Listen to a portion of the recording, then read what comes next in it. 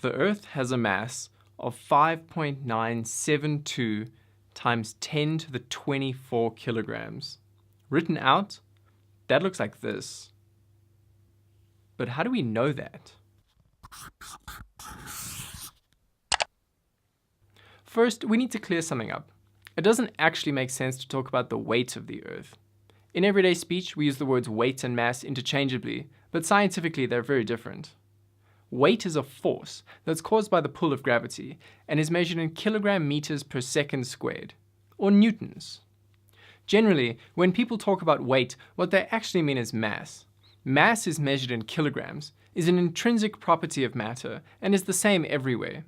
You can think of it as a measure of the amount of stuff that something is made out of. Weight is a local property and varies based on an object's acceleration.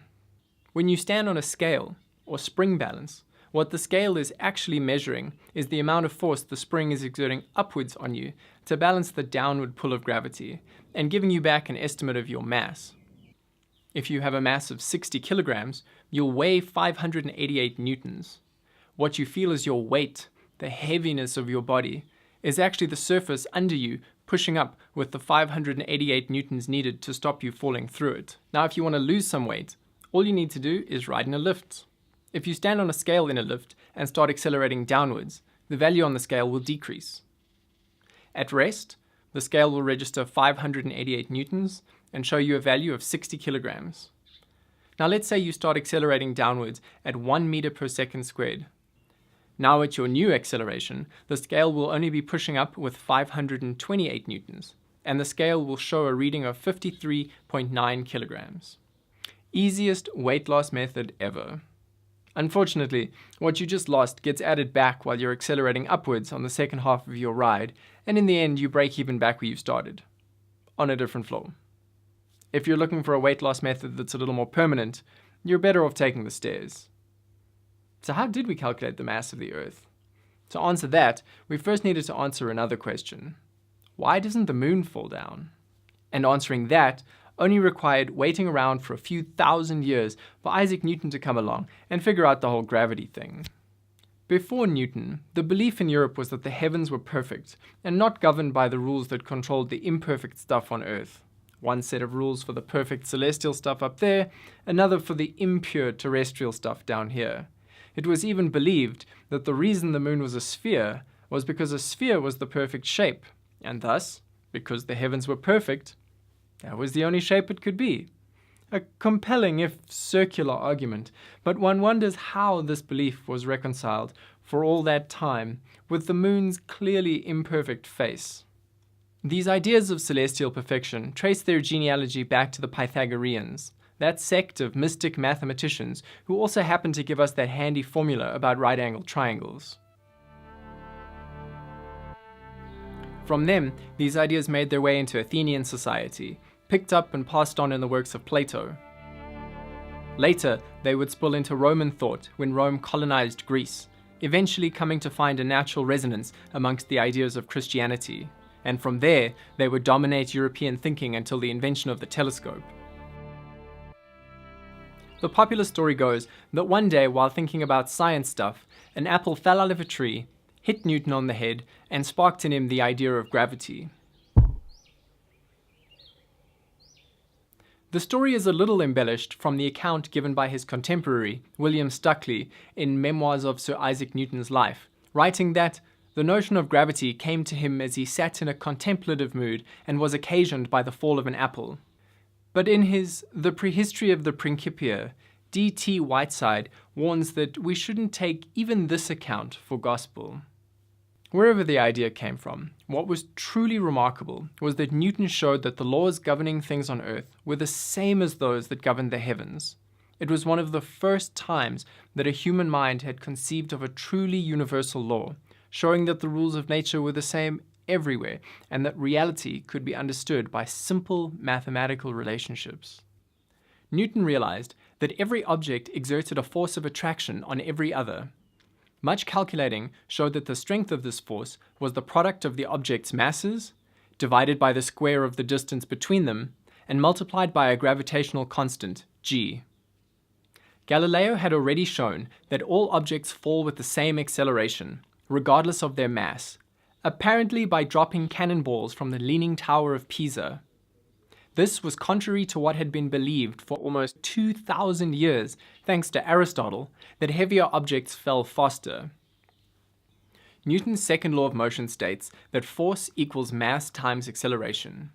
Relating this to his idea about gravitation, Newton realized that the mass of an object, multiplied by its acceleration, related to the mass of the Earth, the mass of the object, and some distance function between their centers.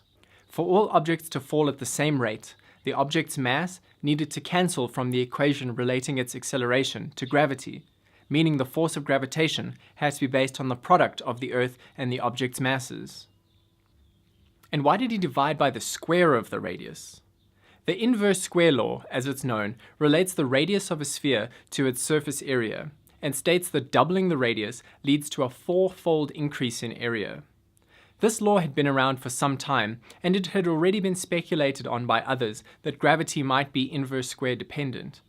Armed with this as a possibility, all Newton needed to do was demonstrate it. He calculated how much radial force, or inward acceleration, would be needed to bend the moon away from a straight line path into an orbit with a period of 27.3 days.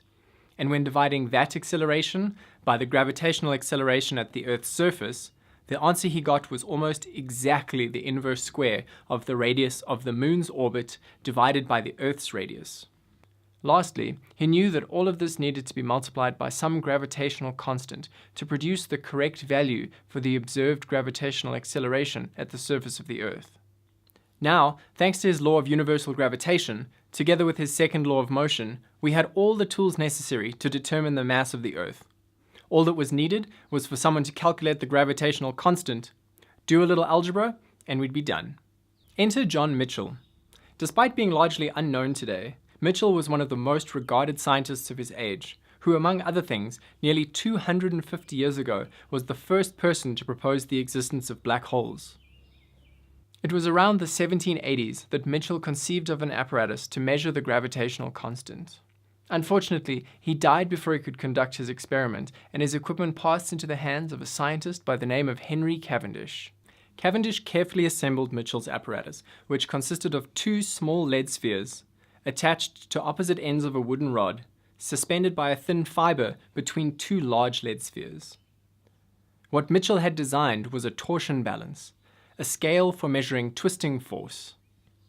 By measuring how much the suspension fiber was being twisted by the rod as the small spheres were attracted to the large by their mutual gravity, and knowing how much force the fiber was exerting in trying to untwist itself, it was possible to calculate the gravitational force the spheres were exerting on each other.